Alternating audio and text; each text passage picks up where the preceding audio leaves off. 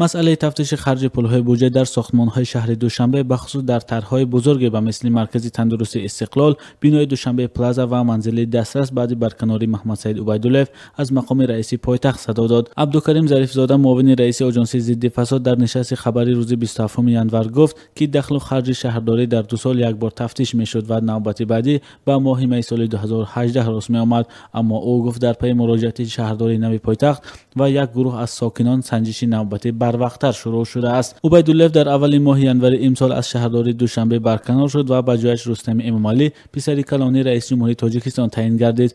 بعد از یک ماه این تغییرات، پرزیدنت امامعلی رحمان در جلسه با حضور فعالان و رهبریت پایتخت از مقامات آژانسی ضد فساد خواست که سنجش استفاده پولهای بودجه برای ساختمان‌های بناها در دوشنبه را تا یکم امسال به آخر رسانده حکومت را از نتیجه آن رسما آگاه کنند. از جمله چنین مشکلات به قول پرزیدنت در اجرای طرح ساختمان انشاءات مرکز تندرستی استقلال و بنای دوشنبه پلازا آشکار شده است.